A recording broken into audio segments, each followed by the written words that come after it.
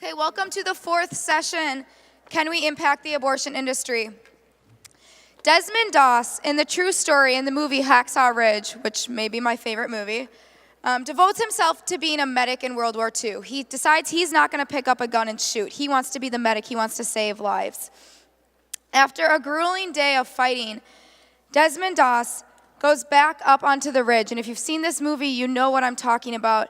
And since he doesn't fight, he goes back onto this ridge, and he goes and he pulls out wounded soldiers, and he brings them back, and he saves their life. And every single time he pulls out a soldier, he says, Lord, give me one more. Give me the strength to go back in there and get one more soldier. And he does, and his hands are bloody, and his body hurts, and he has been working all day, and he continues to go back on that ridge and pull out these wounded soldiers who without him would die. And he says, give me one more.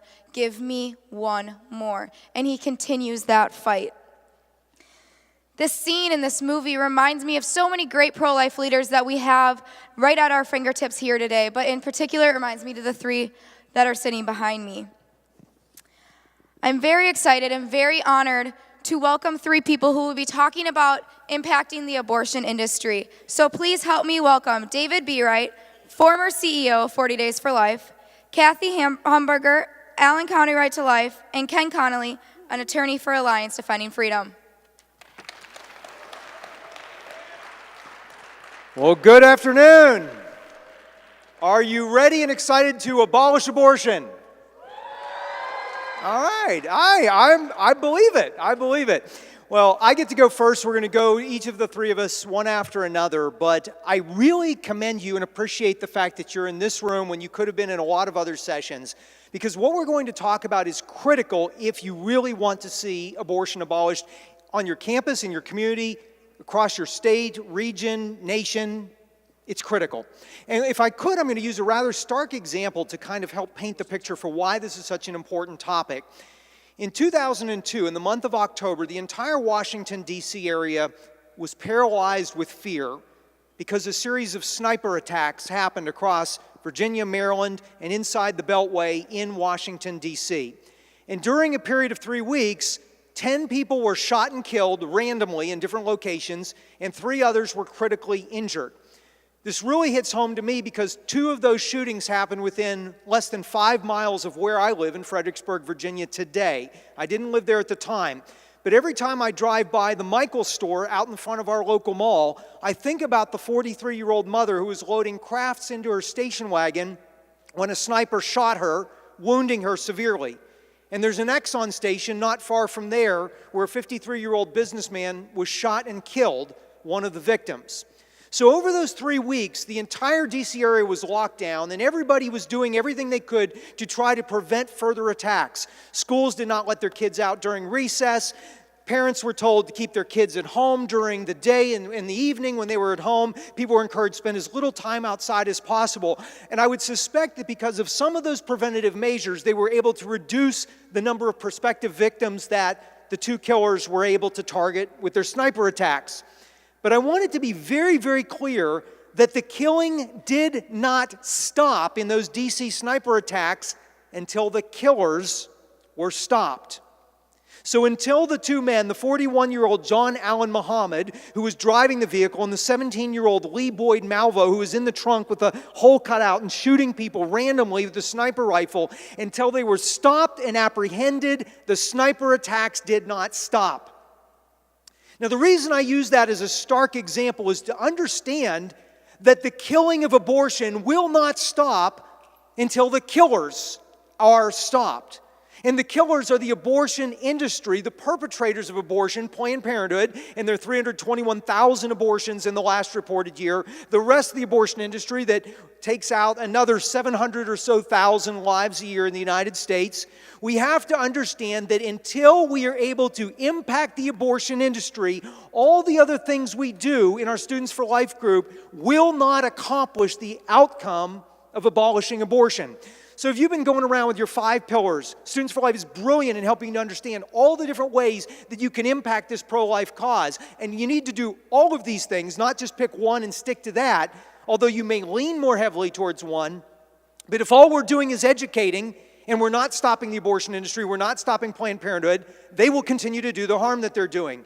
If all we're doing is public policy, we can reduce abortions, we can pass some laws when the climate is favorable, but that will not be enough alone. Rapid response, we can have an impact, we can stir things up. Supportive services, we can provide help to mothers in a time of need, but there are still people who will be sold on what they think is a perceived need of abortion, and they'll still walk in the doors of the abortion facilities until those places close their doors and go out of business. Does it make sense to you that we have to impact the abortion industry? You with me? Okay. So with that, you may say, oh yeah, that's great. Here I am, a student, or here I am, a young adult, or here I am, just a random volunteer in pro-life efforts in my town. Can I really impact Planned Parenthood's $1.46 billion abortion empire? Can I really impact the abortion facility in my town? Can I really impact that industry that owns the media, that owns a lot of judges, that owns a lot of politicians? And my answer to you is yes, you can impact the abortion industry. Last weekend, I was in Pensacola, Florida. And in Pensacola, they were having a walk for life, in the Emerald Coast they call it. And there were hundreds of people gathered out there, even though it was 28 degrees, which is pretty cold for Pensacola, Florida. They were not prepared for this. But I got to spend some time there with Ernie Sear, a young man who I'd met about 10 years earlier.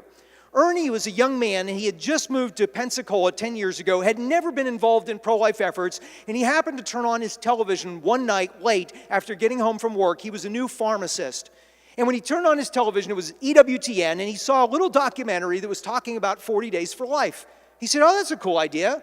Maybe we should do that here because there's abortion facilities that I drive by, and I sure would like to see those go out of business.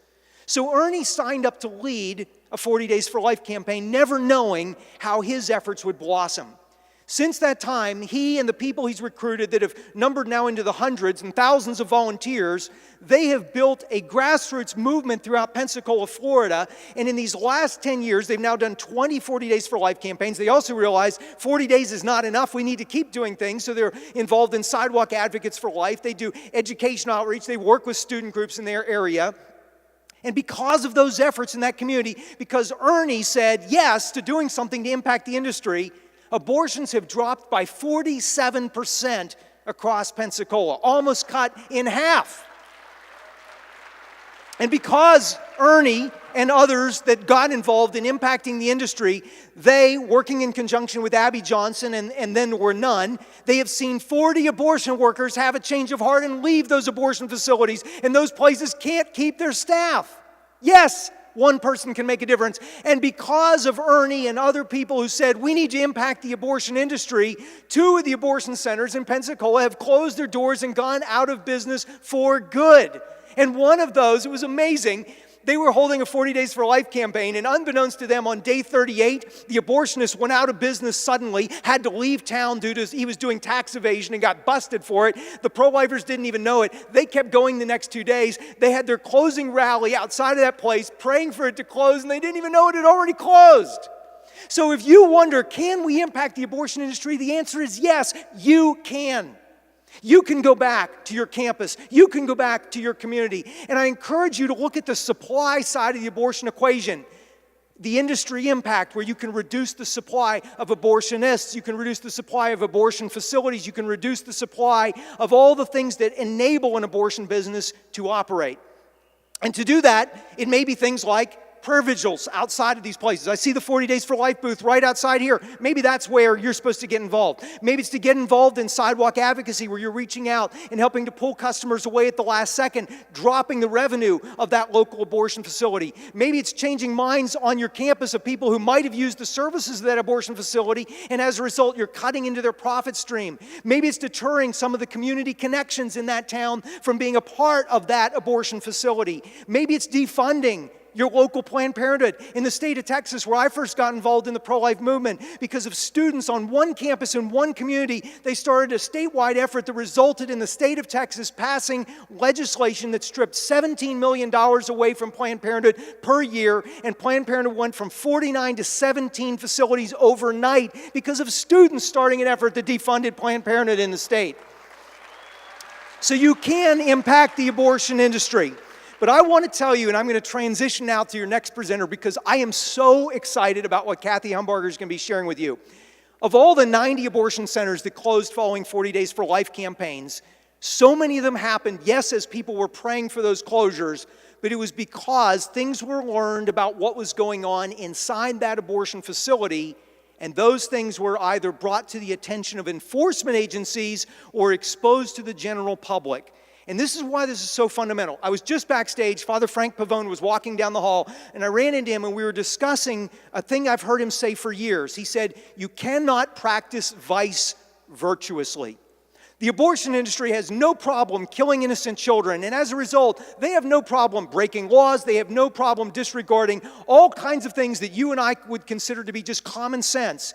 And as a result, we have, I believe, one of the greatest opportunities the pro-life movement has in 2018 if we can tap into this, and if we can take what Kathy has done so successfully in Indiana and put it into place in our communities and on our campuses. We need to identify where those abortion providers are doing bad things that may violate existing laws or regulations on the books, or things that would just offend the sensibilities of good people in your community. And when we identify them, we need to document those things, and then we need to either enforce them, as Kathy will talk about, or we need to expose them if they are things that may not be illegal but would offend many people. And when we do that, we will see more facilities close. When we do that, we will see more hearts and minds changing. When we will do that, we will know that we will stop the killing because we are stopping the industry that is doing the killing. So with that, I'll transition to Kathy Humbarger, one of my heroes. Thank you, David. Thank you, David. It's so good to be here with all of you. And if you thought you came to hear a lecture, I'm sorry, you're in the wrong session, and I will ask the folks to lock the doors because this is a recruiting session and we're not going to let you out of here until all of you have signed up to help us, because we cannot complete this huge task without each and every one of you that are here today. But as with any good recruiting effort, we must vet you first. So I want to see a show of hands. How many of you have ever had a speeding ticket? Okay, keep your hands up, David. How many of you should have had a speeding ticket? All right, good. We need you.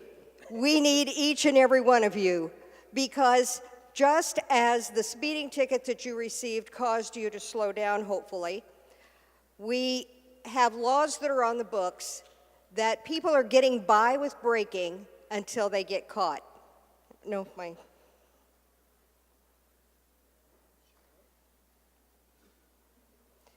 Well, so much for my fancy PowerPoint. I'm just going to speak to you from my heart then.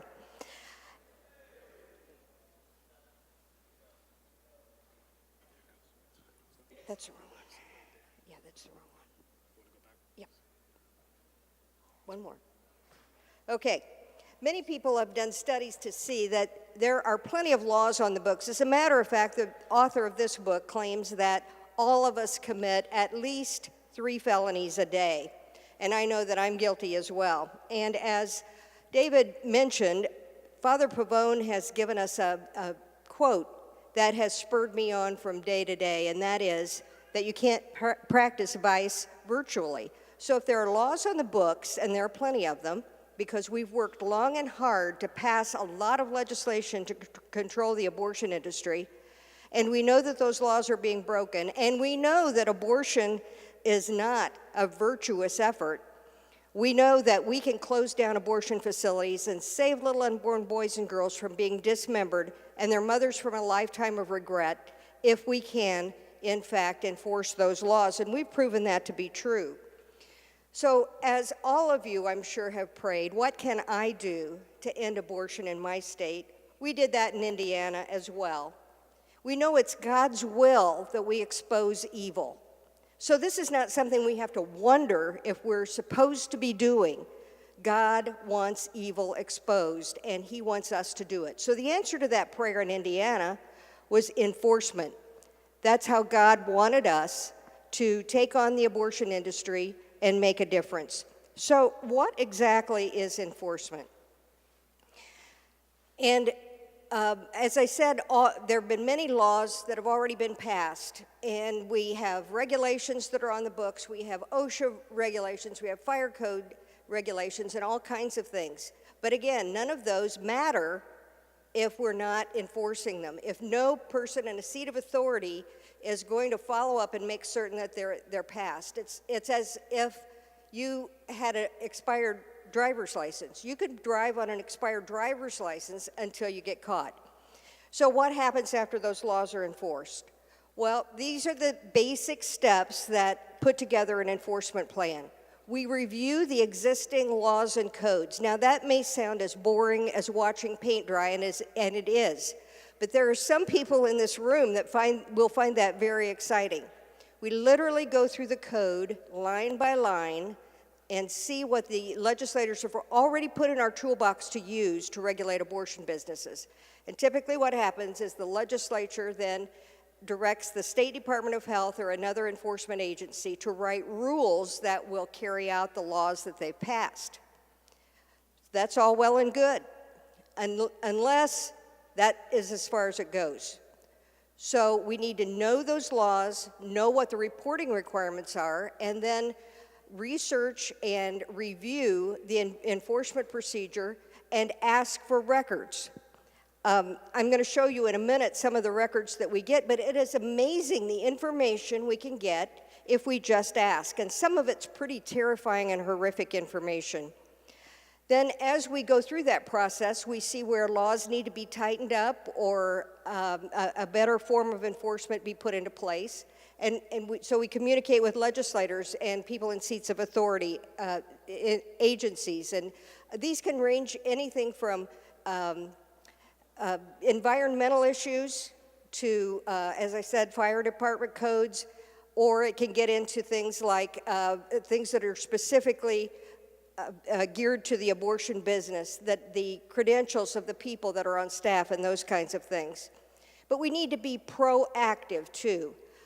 We can't just wait to find out that yet another abortion business is opened, but we need to make certain that we are using every tool in our toolbox to identify those threats that are on the horizon so that we can shut them off before they start, as opposed to react to an abortion facility that's a bad actor and already in place. And most importantly, we need to pray. It is amazing. I could take the rest of the time telling you how the Lord has answered prayers when we ask Him to reveal the things that are done in secret that we need to know in order to take action. So this is the basic outline of what an enforcement program looks like. Now I want to show you a couple of things that we have found. Okay, what you're looking at here is a termination of pregnancy report. Actually, this is an inspection report. I think I went too far, but this is an inspection report where an inspector has gone into an abortion facility and actually looked at the things that are going on there and compared them to the laws that are on the books. Here's some of the things that the inspectors have found. They found abortions being done with rusty suction machines. They found rat holes in abortion facilities. They found broken beds. And we're talking about the vinyl on the examination tables being ripped open and the foam underneath exposed. And if blood or other kinds of fluids seep down in that foam, it can never be cleaned.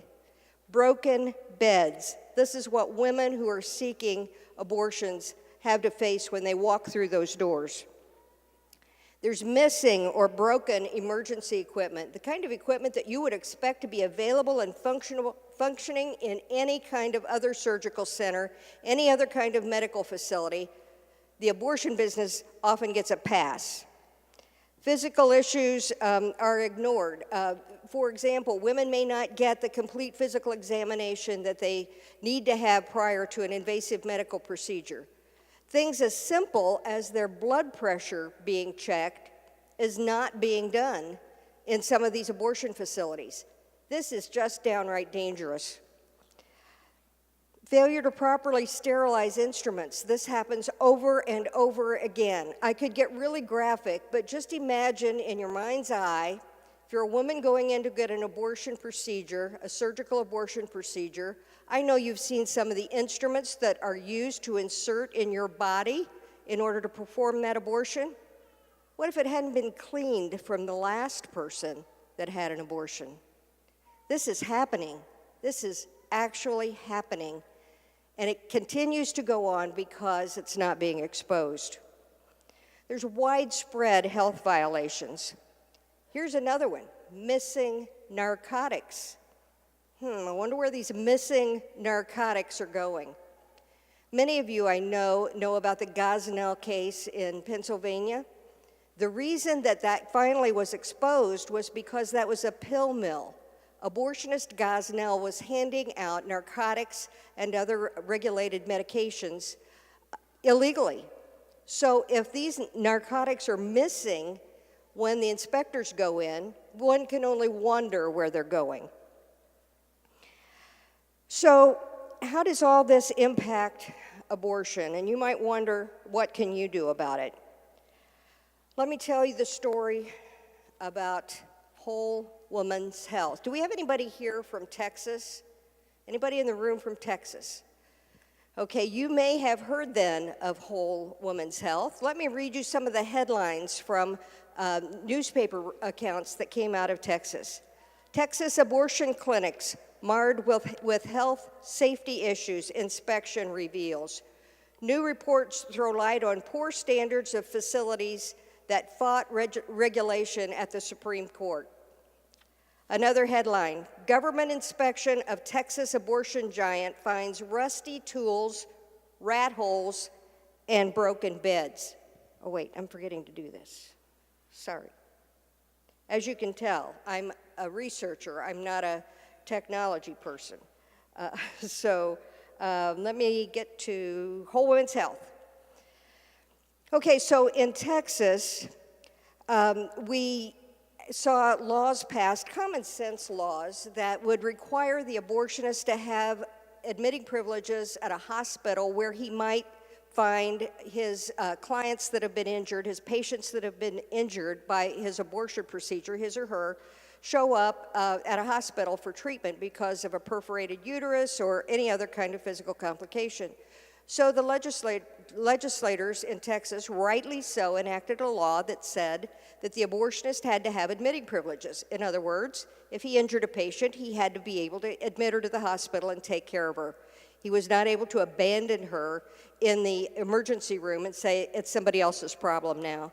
Also a part of that law was to regulate the abortion facilities the same way that surgical centers are regulated in the state of Texas. So the law was passed by the legislature, and the governor signed it, and immediately a chain of abortion facilities called Whole Woman's Health filed a lawsuit saying that these laws inhibited a woman's right to access abortion. So as most of these cases go through the courts, one court found in favor of the state, one court found in favor of Whole Woman's Health, and it finally made its way up to the Supreme Court. So eventually, in the summer of 2016, the Supreme Court handed down a decision that favored Whole Woman's Health. This was extremely important because now every time an enforcement regulation is challenged in the court, it will be decided by the judge, viewed through the filter of the Supreme Court decision. And I feel a little uncomfortable discussing a Supreme Court decision when I'm sitting next to an attorney, but he will have an opportunity to correct me. Not working? That's all right. We'll get the story told. So the chairman of the board, the founder, the executive director of Whole Woman's Health is a woman by the name of Amy Hagstrom Miller. After the court decision was handed down, she stood on the steps of the Supreme Court and said this: "What happens in Texas does not stay in Texas." And we all wondered what that meant. But we didn't have to wonder for long. Whole Women's Health has started their march across the United States. And we hope, unfortunately for them, the first state one of the first states that they picked to expand their nefarious abortion industry. Now keep in mind that this is the same abortion chain that was cited for having rat holes and rusty equipment and all kinds of other egregious violations.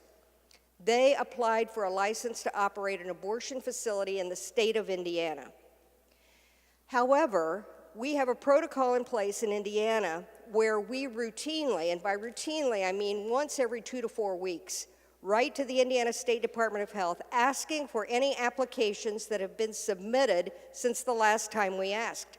I've asked for weeks and weeks and weeks and months and months and months, and I always get back the same response: no records relevant to your request. However, on October 9th of last year, I got a response back saying that Whole Woman's Health had indeed applied for a license to operate in the state of Indiana. This is extremely important because this book represents all the research and investigation that we did in Indiana prior to Whole Woman's Health being issued a license. And of course, Whole Women's Health didn't issue a press release and call a press conference to tell the people in Indiana that they were bringing their business there. No, they do this all undercover. Only because we wrote for a copy of the license did we know it 4 days after they applied for a license to operate in Indiana. So as soon as we exposed that, Whole Women's Health issued a press release saying, yeah, we applied for a license in Indiana, and we did it because Indiana is one of the states that has the most effective enforcement laws in the country. We want legal standing in the state of Indiana so that we can challenge all their enforcement laws, and if we can take down Indiana, it's a march across the country to take down every enforcement law that's been put into place over the last years by hard-working pro-life people just like you and the legislators and the people in your state. So Indiana is ground zero to turn this back. I am happy to tell you that after we did the research, and it's just the way it is. You might think that the State Department of Health should have done the research, somebody else should have done it. There is nobody else. It's you sitting in your seat that's going to do this job. Just like those of us in Indiana realized that nobody was going to do it but us.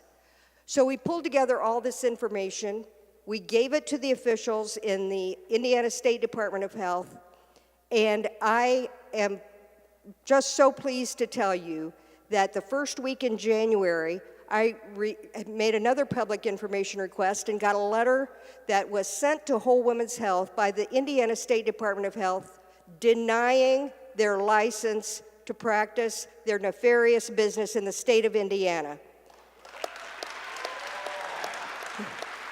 And let me tell you, this is the first time that an abortion facility license has ever been denied in the state of Indiana, and I've not heard them being denied anywhere in the United States. So what happens in Indiana doesn't stay in Indiana, because I'm depending on every one of you to help us see that this happens nowhere else in the United States either.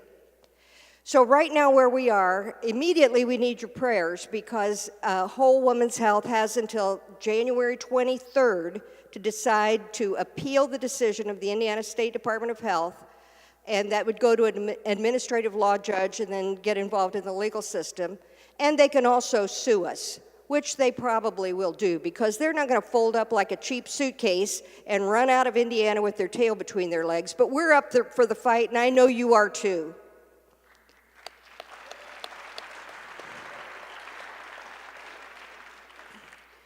So what I want to encourage each one of you to do is to ask the Lord if this is where He wants you to put your stake in the ground to make a difference. When I started this, I was just a little nobody from southern Indiana, and just thought, oh, well, gee, I'll look into this, and I didn't even know you could ask for termination of pregnancy reports where you find out that an abortionist has performed an abortion on a little girl under age 14 and has not reported it to the authorities. I didn't know you could find that out just by asking for a termination of pregnancy report. I didn't know you could find out that the abortionist was giving the same amount of anesthetic to a woman if she weighed 90 pounds or if she weighed 190 pounds. I didn't know that. But little by little, we've gotten more and more information, and we can be more and more effective. But we want to engage each one of you in the states in which you live to help us.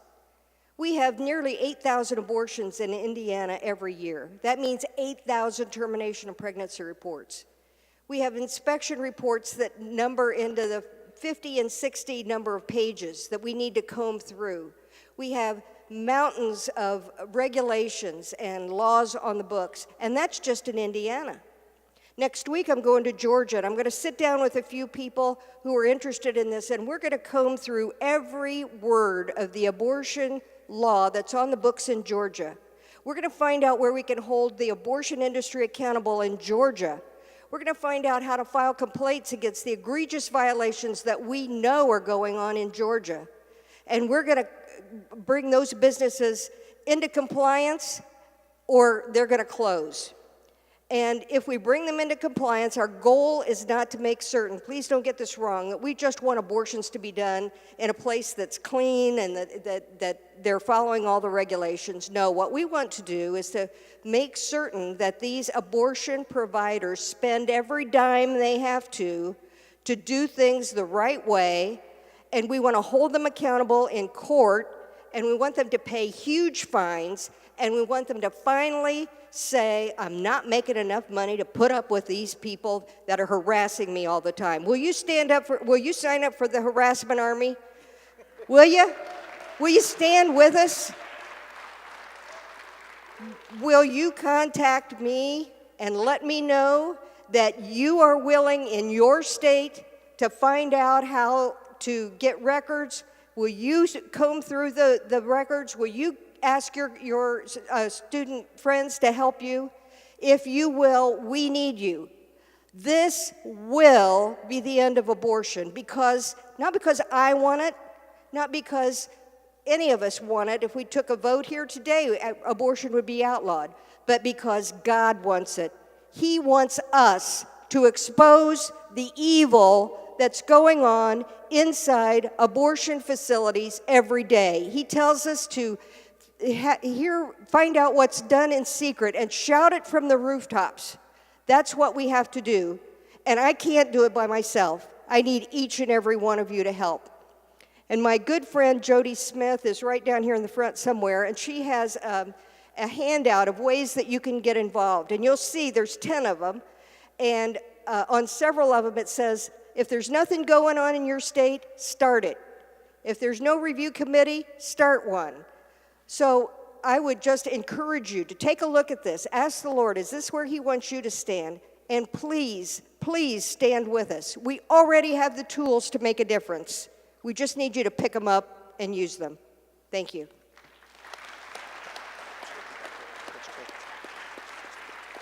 Well, thanks, Kathy.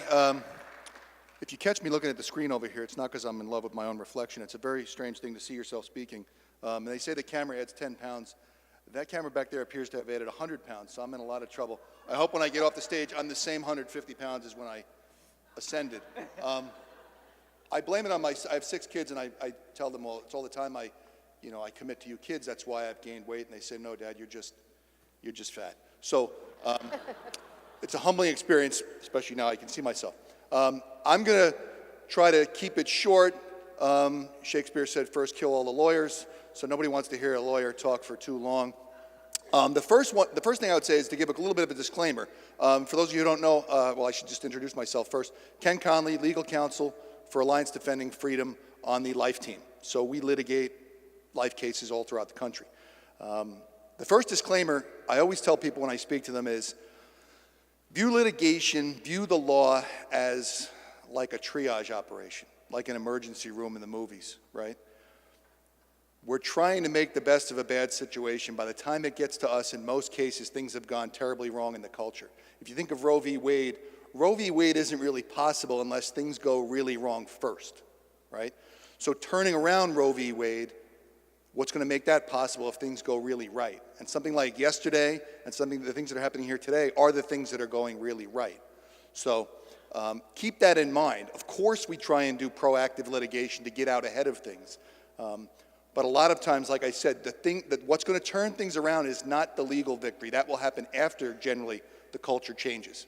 And you people are the culture warriors. So don't wait on a legal victory and then we stamp it and say everything's fixed. What David and Kathy said are, you are the change agents, as the phrase goes these days. So the first thing I would say is win the culture war. That's what has to be done. I know you're thinking, well, I'm going to talk about all these legal cases. Not so. First, I want to say you need to win the culture war to make the legal cases come out right, or to make the legal cases not even necessary anymore, right? That it's merely a fait accompli. At the end, the court just sort of acquiesces and says, look, this is the way the culture is trending. Obviously, we missed something in Roe v. Wade. The reason I say that is, and now I'll bring in some cases, I spent close to 4 years litigating the marriage battle, okay? And if you think about it, if you look at reason and logic and experience and history, you would say, of course children should have a mother and father, all other things being equal. Of course a man can't marry a man or a woman can't marry a woman. And yet, they captured the culture. The other side captured the culture. And what you saw was the litigation dominoes fall after that. Now, if you think about the pro-life cause, we have tremendous advantages over the same-sex marriage cause. We have the truth on our side. We have science on our side, right? And we have built up, since Roe v. Wade, a good bit of steam. As a cynical lawyer, I can tell you that I really think we're winning the battle. And for me, you should take that to the bank, because I would tell you if I didn't think we were winning. So that's the first thing, win the culture battle. The second thing I would say, and I'll come to Planned Parenthood at the end, but the second thing I would say is, on the positive side, on the culture side, support your pregnancy resource centers, support your pro-life centers, like what Kathy's saying. Not only do we go against Planned Parenthood and the people who are doing these evil things, but support the life option. And the reason I say that is, as a litigator, what we're seeing is that Planned Parenthood, NARAL, and these other groups and their political allies, what they're doing is they're attempting to destroy the pro-life clinics, right? Because they're seeing, in one way, it's a good sign, because if they're taking a lot of energy to try and defeat pro-life clinics, that's telling you the pro-life clinics are a real thorn in their side and they're having a real effect on the culture. But some of the things, just to get into specifics about what they're doing, is we've got a case in NIFLA, which is going up to the Supreme Court likely in March. It's already there, we're briefing it now. But what they've essentially tried to do in California is say, anybody who comes into a pro-life clinic, that pro-life clinic has to put up essentially an advertisement to tell those women that they can go get an abortion over there from the state with state funds.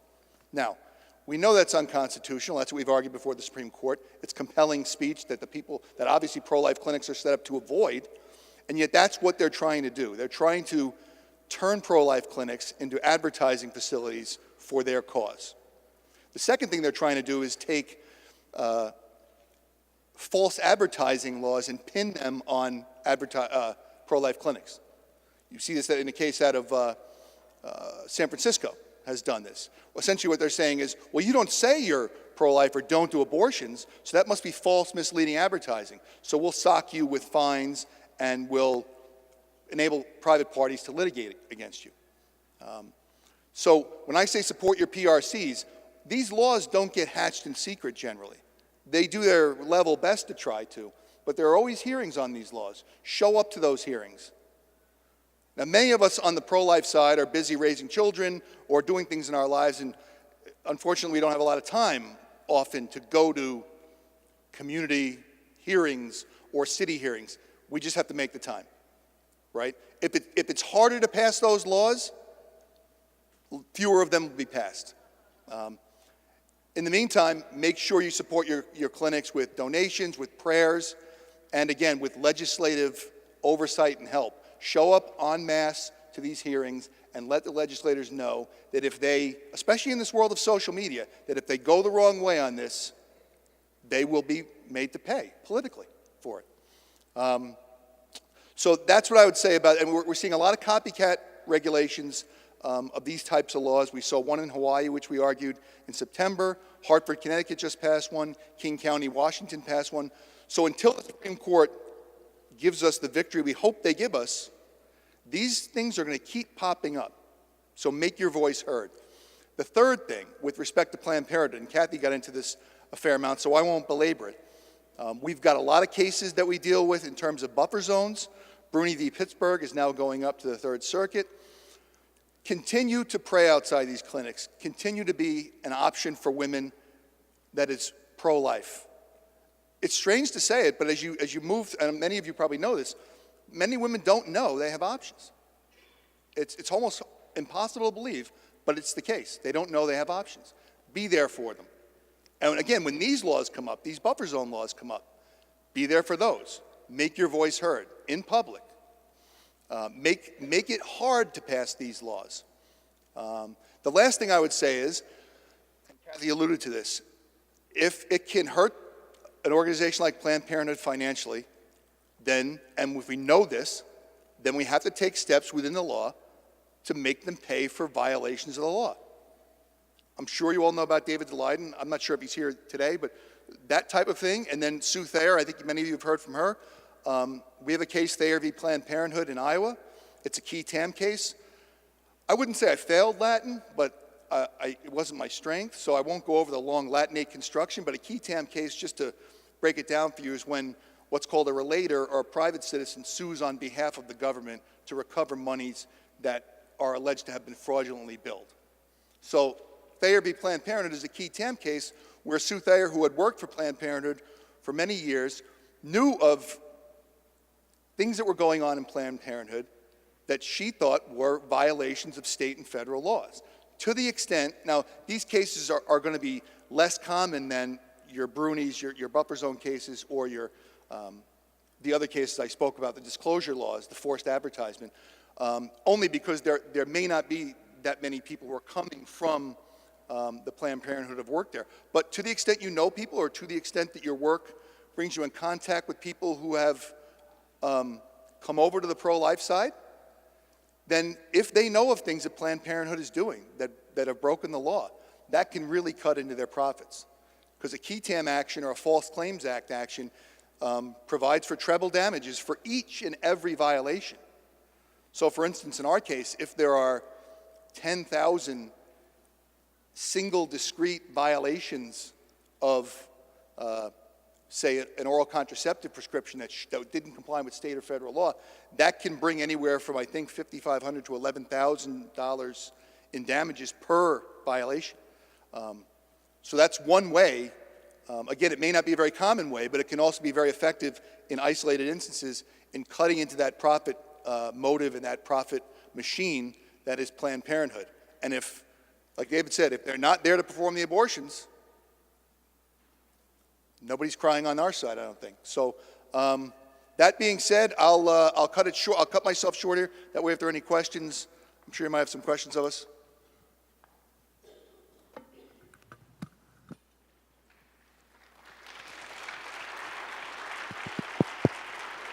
All right, if anyone does have any questions, just raise your hand, I'll come find you.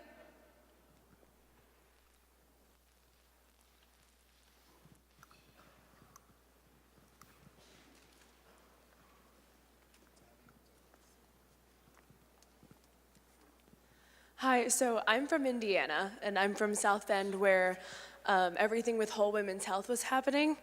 I was curious what would happen if they did file the appeal, because I don't know what comes next there.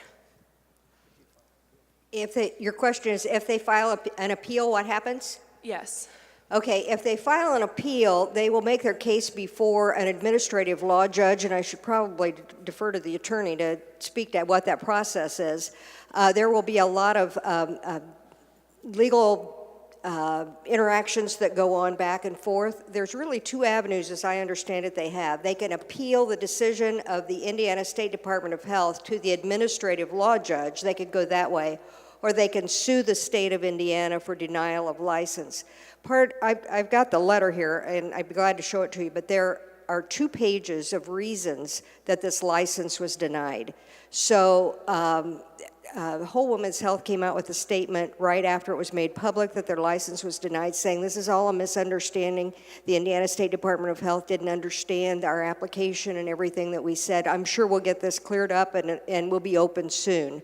We don't see that happening, but we'll just have to wait and see. So do you have anything further to say about the process? The only thing I would say, and Kathy probably knows more about it than I do just because she's in Indiana. So to the extent the statute will tell you where that goes. So if it goes to an ALJ, there's usually an appeal process that can spring from the ALJ process. It's just a different line of, like Kathy said, if they get denied, and then they would decide if they're not going to go. If there's an avenue to go outside the ALJ, sometimes there's a way, depending on how the law is written, they may have to stay in state court.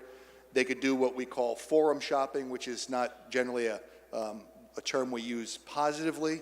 What that means is generally they'll try and figure out where the quickest way to victory is. So if they know that a certain circuit or a district has more judges that are Planned Parenthood favor, they'll go that way. But I think Kathy's probably right on the ALJ. It's been our experience that most of the laws passed in the state of Indiana have gone to the same very abortion-friendly judge in the federal courts. So we are hoping that, I've been told that the route, as far as courts are concerned, will be through the state court, where we may be more successful. They have until the 23rd to reply as far as appealing the Indiana State Department of Health's decision. And it says clearly in the letter, if they do not hear from Whole Woman's Health by the 23rd of January, the findings of the Indiana State Department of Health will be final. So that would only leave them recourse in the courts. So the important thing is going to be to see what they do and which way they go. But we are hopeful that because of all this evidence that we've been able to supply, and it's not lightweight stuff, that we will prevail in the end.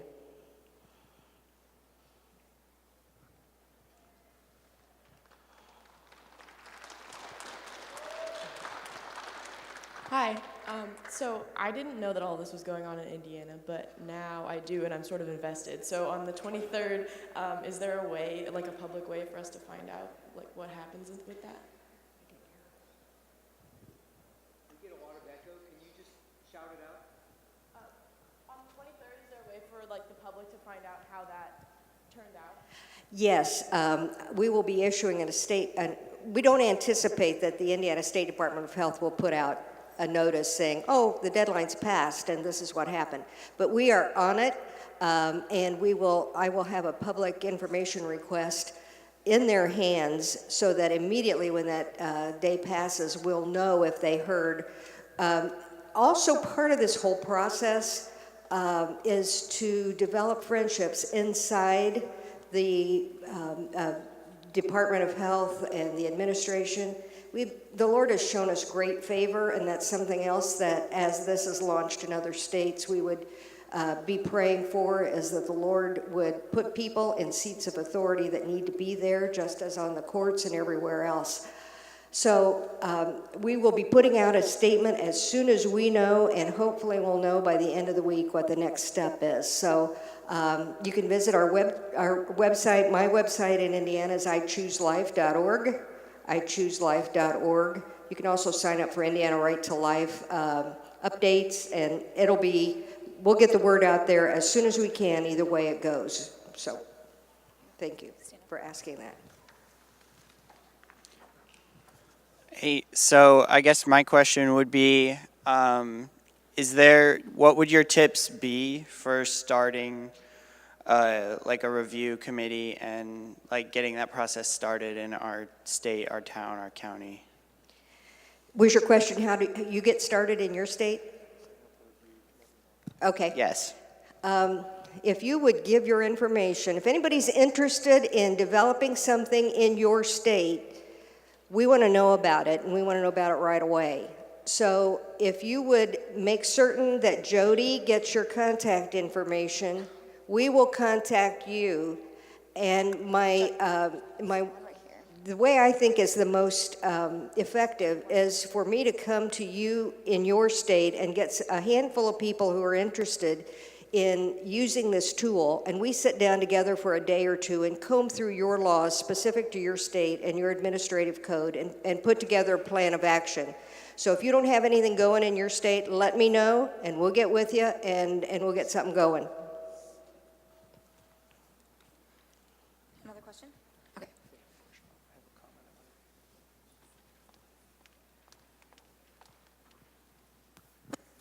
Hello, my name's Jeremiah, and this question is for Ken Connolly. When you were interested in law, because I want to go to law school, how did you get participating in the litigation process of the pro-life movement? So ADF has a program called the Blackstone Fellowship. It's essentially a worldview, I think it's 10 weeks. It's essentially a worldview prep and Christian worldview leadership program for law students. We've also got, though, a program for college students as well. I think that's called the Arete Academy. So I would just go on our website, and that's the best way. There aren't a lot of constitutional law jobs in the pro-life movement, but that's the best way to get involved in it. Go to our website. There's a bunch of programs. I'm assuming you're not in law school yet. The only caveat I would give you is that Kathy is right. Reading code can be like watching paint dry. And if you ever get the choice, I mean, take the paint at least half the time. That's what I would suggest. But no, just to kid around about that, that's the best way to do it. Go to our website, and that'll, and you can even email me. I'm right on the website. You'll find me there. I can give you an answer too.